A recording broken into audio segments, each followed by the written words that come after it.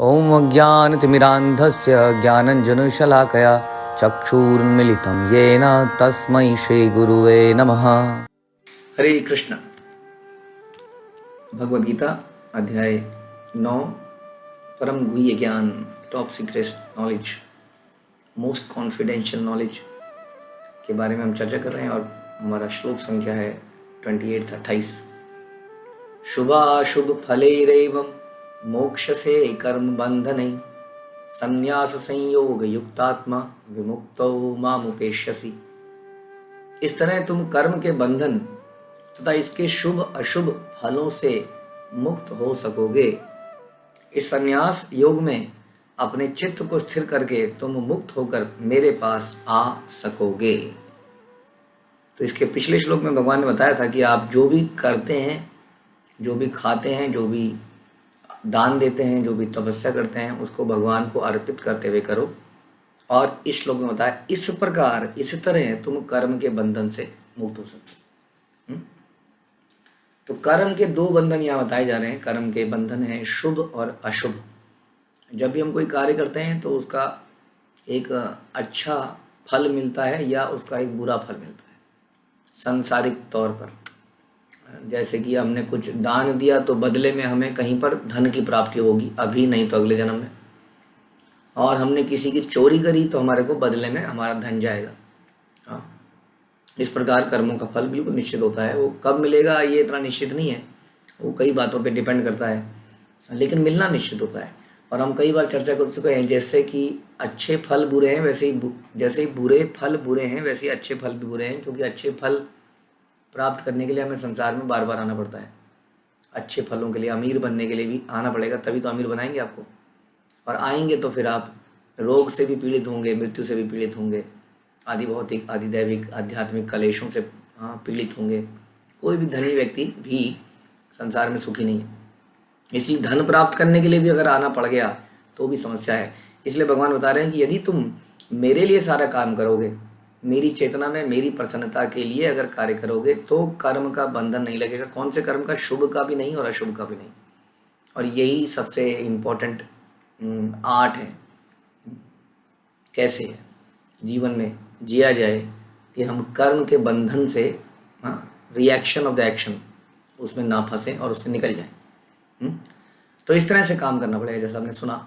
और इस संन्यास योग में तो भगवान कह रहे हैं ये संन्यास योग है।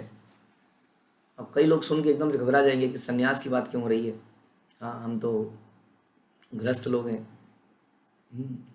वास्तव में अर्जुन सन्यासी बनना चाहता था। यदि आप भगवद गीता का पहला अध्याय सुनेंगे तो आपको ये समझ में आएगा कि अर्जुन सब कुछ छोड़ना चाहता था। लड़ाई तो छोड़ना ही चाहता था, लड़ाई के अलावा वो जंगल में जाना चाहता था और भीख मांग के रहने को तैयार था। और पूरा का पूरा भगवद गीता केवल इसीलिए उसको समझाई गई कि वो समझे कि उसको संन्यास नहीं लेना है। यहाँ पर भगवान बोल रहे हैं कि इस संन्यास योग में चित्त को स्थिर करके तुम मुक्त होकर मेरे पास वापस आओगे। तो इसमें कोई कॉन्फ्लिक्ट नहीं है, बहुत क्लियर है। हाँ, आपको समझना पड़ेगा कि इसका अर्थ क्या है। जब अर्जुन सब कुछ छोड़ना चाहते थे, लेकिन अर्जुन अंत में एक ऐसा कार्य करते हैं जो कि भौतिकतावादी लोग भी नहीं करे। कोई भौतिकतावादी व्यक्ति है जो लड़ने मरने को तैयार होता है कि नहीं। संसार में लोग जीते हैं अपनी इंद्रिय तृप्ति के लिए, मजे करने के लिए, लेकिन इतने भी नहीं कि किसी का मर्डर करते फिरते हैं। बहुत ही कम लोग हैं जो किसी का मारने मूरने को उतार जाए। अर्जुन एक तरफ सब कुछ छोड़ना चाहता है और भगवान के कहने पर वो हत्याएं करता है। और उसका इतना नाम फेमस है, वो इतना महान व्यक्ति माना जाता है। फिर भी क्यों? क्योंकि यदि हम कोई भी कार्य भगवान की प्रसन्नता के लिए करते हैं तो उसको धर्म माना जाता है। वही धर्म है। हम अपनी मेंटल कॉन्कॉक्शन से धर्म नहीं बना सकते, ध्यान रखिए।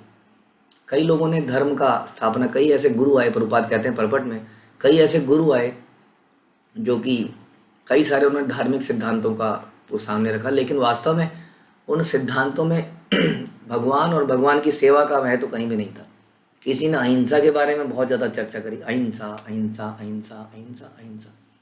किसी ने केवल शाकाहारी खाना, शाकाहारी खाइए, शाकाहारी खाइए, शाकाहारी खाइए। हाँ, ये धर्म नहीं है। ये तो जो भक्त होता है उसके जीवन में कई शैलियां हैं, उसमें कुछ कुछ चीजें हैं जो कि उनमें से ये भी शामिल है, जो कि आपको असली धर्म करने में सहायक हो सकती हैं, बट ये वास्तविक धर्म नहीं है। हम्म? वास्तविक धर्म क्या है? श्रील प्रभुपाद हमें अक्सर बताते हैं कि वास्तविक धर्म है कि हम भगवान के इटर्नल सर्वेंट हैं और उनको प्रसन्न करना हमारा हमारा जीवन का परम उद्देश्य है। तो यदि हम उनको उनकी प्रसन्नता के लिए कोई कार्य करते हैं तो वही धर्म है। अब वह कोई कहेगा हत्या करना कैसे धर्म होता है? उस आदमी को जन्म भी भगवान ने दिया, उसको शरीर भी भगवान ने दिया, भगवान को ही हक है किसी का शरीर वापस लेने का। यदि भगवान की आज्ञा से यमराज रोज हत्याएं करते हैं तो यमराज को उसका पाप नहीं लगता, क्योंकि he is obeying his duty. इस प्रकार से यदि जज किसी को फांसी दे देता है तो जज हत्यारा नहीं बनता है, नहीं उसको पाप लगता है, क्योंकि उसने जो भी नियम के अनुसार उसने वो कार्य किया। तो उसी तरह से जब एक जज नहीं हत्यारा बनता तो अर्जुन भगवान के कहने पर हत्यारा कैसे बन सकता है? इस तरह से कहने का मतलब ये है कि जब हम कोई भी कार्य भगवान की प्रसन्नता के लिए करते हैं तो उसको संन्यास अवस्था कहा जाता है। इसको हम युक्त वैराग्य कहते हैं। जैसे रूप गोस्वामी कहते हैं, अनासक्तस्य विषयान थार था मुपज्यते। श्री रूप गोस्वामी कहते हैं जब तक हमें जगत में हमें कर्म तो करना ही पड़ेगा, कर्म करना हम बंद नहीं कर सकते। अतः यदि कर्म करके उसके फल कृष्ण को अर्पित कर दिए जाएं तो इसको युक्त वैराग्य कहते हैं। और ऐसी अवस्था को हम संन्यास अवस्था कहते हैं। यानी कि गृहस्थ भी सन्यासी बन सकता है यदि वो अपने जीवन में कुछ भी कार्य करे तो भगवान के लिए करे, जैसा अर्जुन कोई भी कार्य भगवान के लिए करता था। इस प्रकार से भगवान गीता में भी कहते हैं, I am sex life if done as per Vedic rituals. Sex भी अपने आप में बुरा या अच्छा नहीं है, ना तो ये अच्छा है ना ये बुरा है, अगर ये कृष्ण की प्रसन्नता के लिए किया जाए, जैसे कि भक्त लोग करते हैं भगवान की प्रसन्नता के लिए, ऐसी संतानों को संसार में लाने के लिए, उनको कृष्ण भावनामृत बनाने के लिए, तो वो धर्म सबसे बड़ा धर्म माना जाता है। इसका मतलब कोई कार्य अपने आप में अच्छा बुरा नहीं, उसका पर्पज यदि भगवान को प्रसन्न करना है। लेकिन यदि भगवान को प्रसन्न करने के लिए अगर मैं कहीं पर लूट मचा दूं, कहीं पर डकैती डाल दूं, किसी का मर्डर कर दूं, तो ये सारे कार्य गुरु परंपरा द्वारा प्रमाणित होने चाहिए। तभी हम अपने मन से नहीं कह सकते कि ये तो मैं भगवान की प्रसन्नता के लिए कर रहा हूँ। हमें गुरु परंपरा में प्रामाणिक गुरु से आदेश यदि मिले, जो कि शास्त्रों के आधार पर और पुरानी परंपरा के आधार पर निष्कर्ष निकाल के हमें आदेश देते हैं, तब हम कह सकते हैं कि हमने तो ये कहने पर किया और ये धर्म है। हम अपने मन से नहीं निकाल सकते मैं तो भगवान की प्रसन्नता के लिए आज सोच रहा हूँ कहीं पर एटीएम को लूट लेता हूँ और मंदिर निर्माण बनाने के लिए पैसे दे देता हूँ, तो ये नहीं माना जाएगा जब तक ऐसी आज्ञा न मिले। और ऐसी आज्ञा तो रेयर सिचुएशन में देश काल परिस्थिति के आधार पर कोई प्रमाणिक गुरु सोच समझ कर देता है, जैसे कि अर्जुन को दिया गया युद्ध करने की आज्ञा। पर्पस क्या है? पर्पस एंजॉय करना नहीं होना चाहिए। हाँ, स्वामी को आनंद दिलाना एक सर्वेंट का पर्पस होता है, लेकिन स्वामी भी चाहता है कि उसके सर्वेंट जो है आनंद में रहें। ऐसा है कि नहीं? है ना? इवन इस संसार के अंदर भी अगर आप किसी के सर्वेंट हैं तो अक्सर अगर वो कुछ अच्छा खा रहा होगा तो वो कहेगा चलो तुम भी खा लो, तुम भी खाओ। तो हम देखते हैं कि जो सर्वेंट है वो भी लगभग उतने ही मजे ले रहा होता है जितने कि स्वामी, लेकिन उसकी इच्छा मजे करने की नहीं होती है। स्वामी उसको out of love and gratitude and जो भी है कि उसने मेरी सेवा करी तो देना चाहता है और देता है, और तब यदि वो प्राप्त करता है तो वो बिल्कुल भी चोर नहीं कहलाता है। लेकिन यदि वो स्वामी की आज्ञा के बिना किसी चीज़ का उपयोग करना चाहता है तो उसको चोर कहा जाता है, उसको नौकरी से निकाल दिया जाता है। हम इस संसार को भोगने का प्रयास करते हैं बिना भगवान को बीच में लाए तो हम चोर कहलाते हैं। और यही हम सारी वस्तुओं को यदि भगवान को अर्पित करें और भगवान को सारी चीज़ें हमें ही देते हैं। घबराइएगा मत हमारे लेक्चरों को सुनकर, लोग सोचेंगे ये तो हमसे सब पैसा जमा करवाना चाह रहे हैं ऐसा हमारा कोई उद्देश्य नहीं है। भगवान के जिनके पास स्वयं लक्ष्मी है उनके पास पैसे की कमी कभी नहीं होती है, तो ये उद्देश्य हमारा कभी भी नहीं होता है। लेकिन यदि हम अपनी वस्तुओं को भगवान को अर्पित करते हैं तो भगवान एज ए सर्वेंट हमको उन्हीं चीज़ों को भोगने को दे देते हैं। तो ये ध्यान रखना पड़ेगा। लेकिन उद्देश्य फिर भी ये ना हो कि मैं तो भगवान को दे रहा हूँ ना, मैं 1 लाख दूंगा तुम 10 लाख, 1 रुपया दूंगा वो 10 लाख देगा, क्या कहते हैं गरीबों की सुनो वो तुम्हारी सुनेगा, तुम 1 रुपया दोगे वो 10 लाख देगा। ये उद्देश्य नहीं है कि बाद में पलट के वापस आएगा। सर्वेंट का उद्देश्य केवल स्वामी, कई बार स्वामी हो सकता है बहुत भूख लगी है और प्लेट में कुछ भी ना छोड़े, कई बार स्वामी हो सकता है बहुत सारा छोड़ दे। तो this is the real servant जो कि इस प्रकार से जीता है। तो ये समझना पड़ेगा युक्त वैराग्य किसको कहते हैं।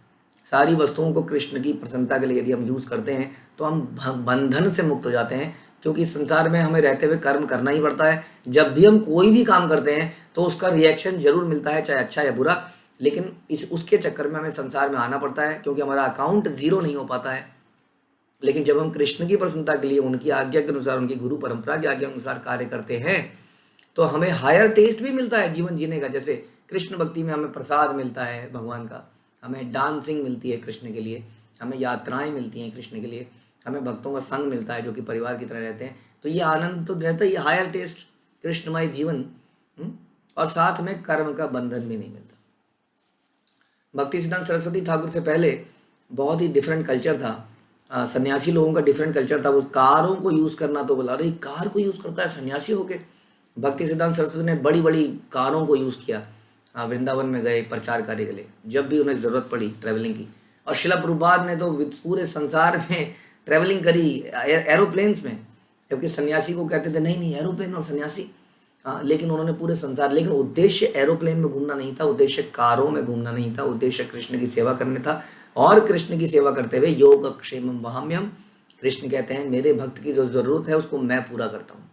भगवान ने प्रचार कार्य में जो भी जरूरत पड़ी वो शिला प्रभुपाद की और परंपरा की पूरी करी, उन्होंने वो वस्तुएं दी, उन्होंने उन वस्तुओं को कृष्ण की सेवा में लगाया।